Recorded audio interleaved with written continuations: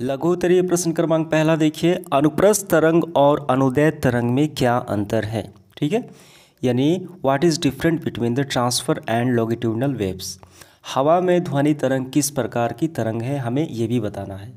तो आइए इसका आंसर करते हैं। यहाँ पे समझिए अनुदैर्ध्य एवं अनुप्रस्थ तरंग है, तो हमें यहाँ से आंसर करना है।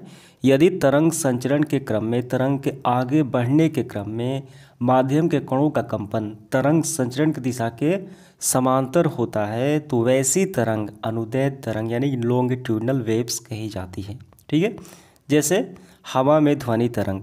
ठीक है, इसको हम लोग समझेंगे। और उसके बाद देखिए, ये तो हो गया अनुदैर्ध्य तरंग, लिखना है अनुप्रस्थ तरंग।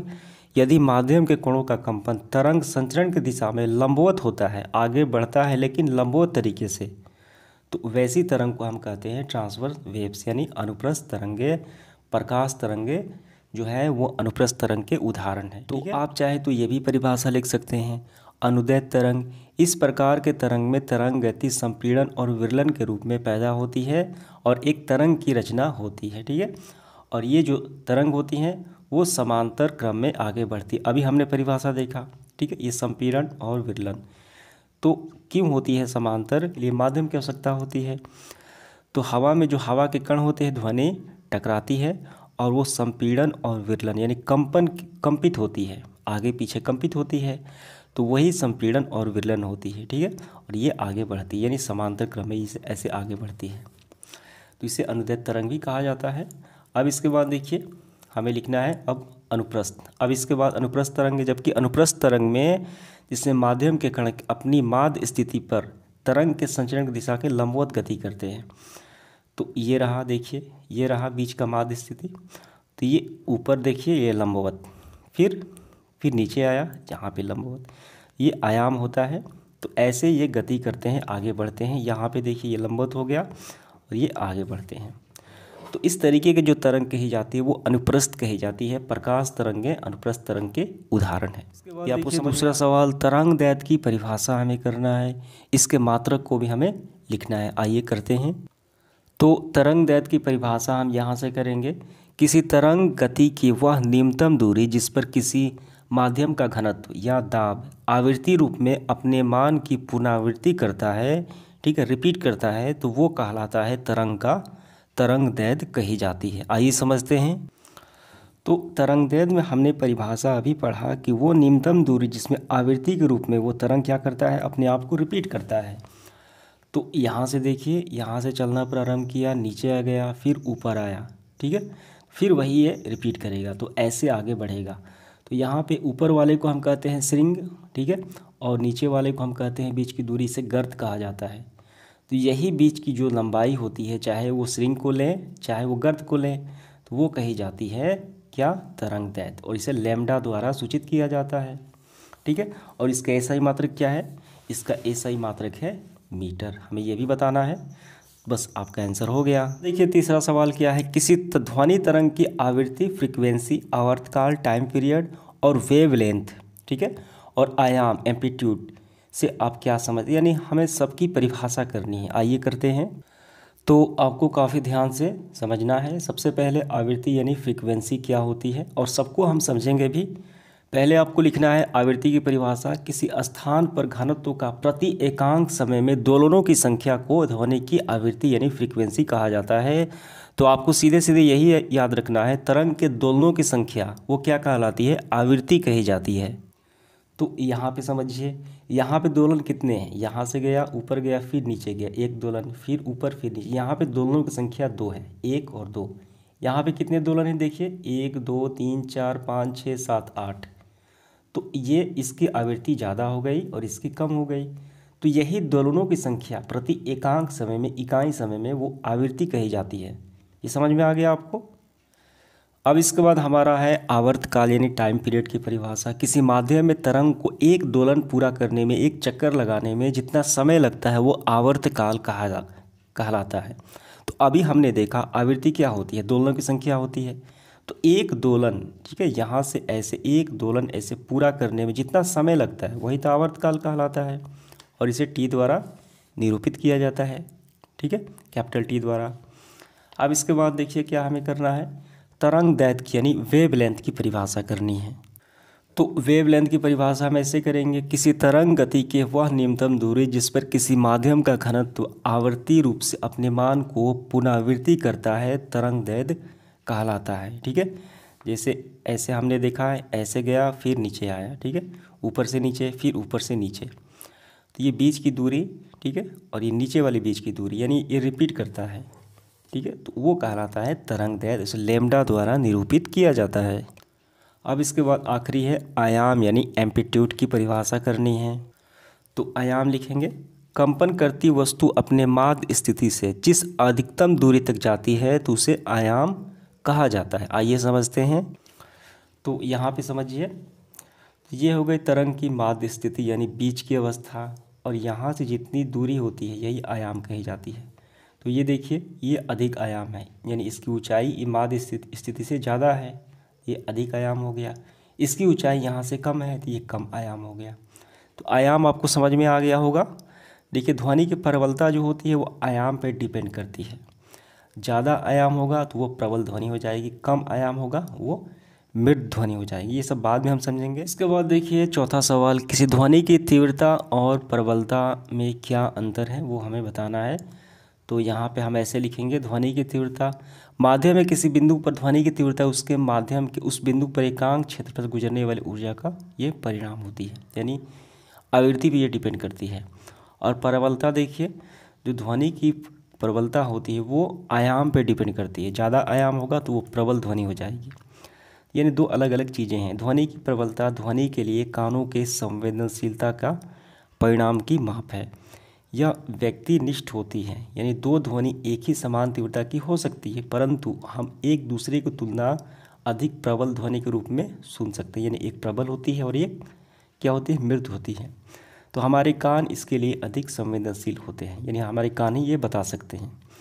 ये दोनों में अंतर यही हो जाता है। इसके बाद पांचवा, किसी मोटर गाड़ी के निकट पहुंचने से पहले उसके हॉर्न की आवाज़ हम क्यों सुन जाती है। तो इसका आंसर क्या होगा, इसका कारण है कि ध्वनि की चाल मोटर गाड़ी की चाल से बहुत अधिक है। ठीक है।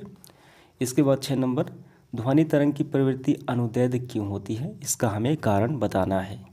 तो इसका कारण क्या होगा, अनुदैर्ध्य तरंग के माध्यम के कणों का विस्थापन विक्षोभ के संचरण की दिशा के समांतर होता है। कण बढ़ते हैं आगे, यानी उसके जो दिशा होती है और कणों की दिशा भी होती है, ठीक है, वो आपस में क्या होता है, वो समांतर होता है, यानी कंपन की दिशा भी होती है और आगे बढ़ने की दिशा। माध्यम में कण एक स्थान से दूसरे स्थान तक गति नहीं कर सकते परंतु अपनी विरामावस्था में आगे पीछे दोलन करते हैं, ठीक है, दोलन करते हैं। ध्वनि तरंगें ठीक इसी प्रकार संचरित होती है, इसलिए ध्वनि तरंग को अनुदैर्ध्य तरंग कहते हैं।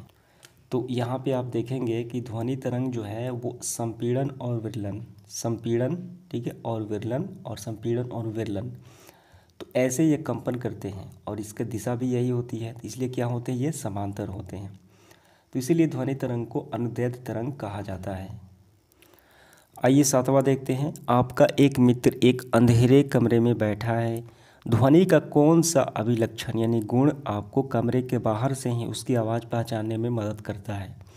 तो अपने दोस्त की आवाज़ अंधेरे में भी आप पहचान सकते हैं, कौन से ध्वनि का गुण होती है वो। तो इसका हम आंसर लिखेंगे, ध्वनि का अभिलक्षण जो अंधेरे कमरे में बैठे मेरे मित्र की आवाज़ पहचानने में सहायता करता है वो है ध्वनि की गुणता, ठीक है, जिसमें तारत्व और प्रबलता शामिल होती है।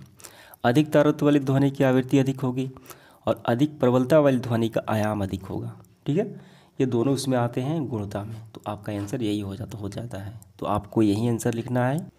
कि अगला सवाल 8वां, एक परावर्तक सतह के सामने एक ध्वनि स्रोत रखने पर उससे उत्पन्न ध्वनि की प्रतिध्वनि सुनाई देती है।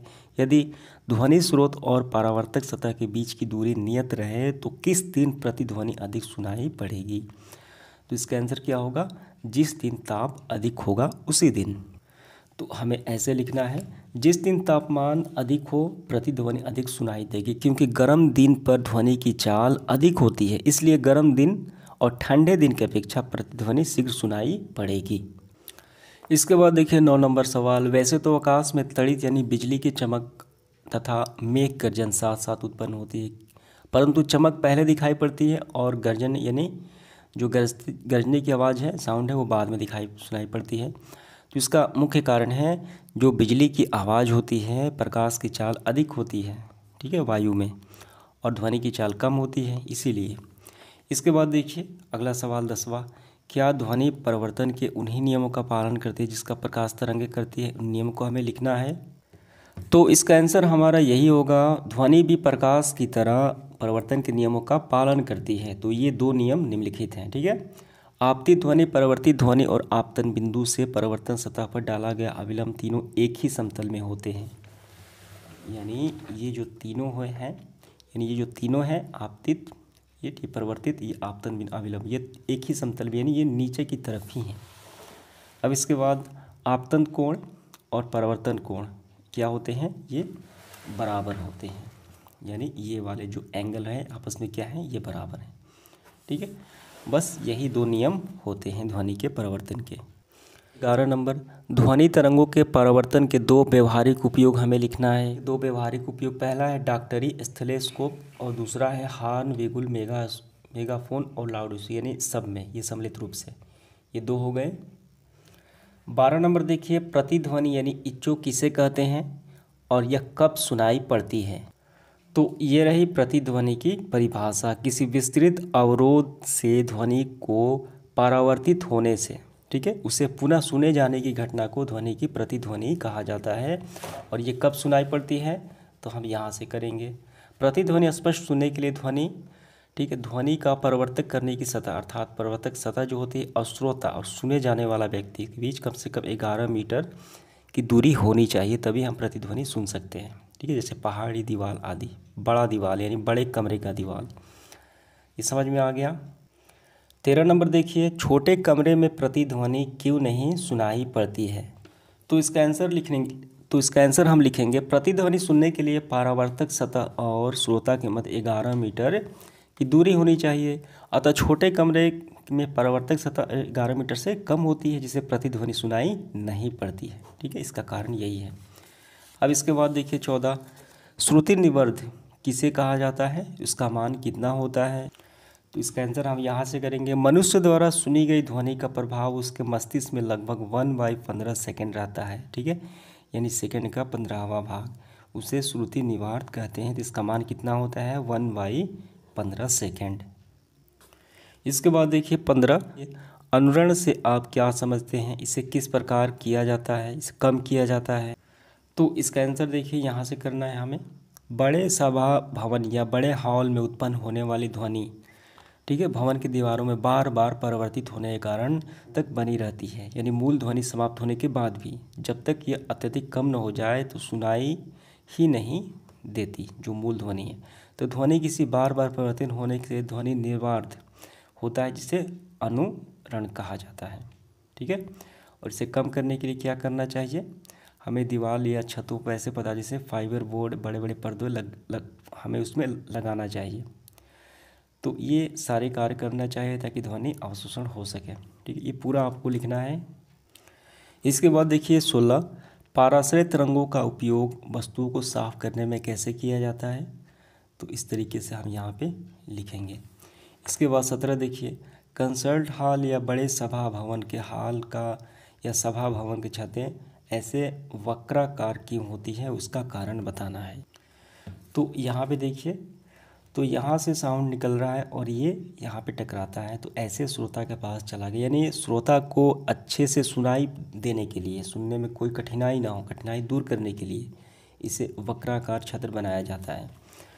तो आपको कैसे लिखना है? आपको यहाँ से यहाँ तक आपको कर लेना है, ठीक है। तो समाप्त होता है आज का सेशन। धन्यवाद।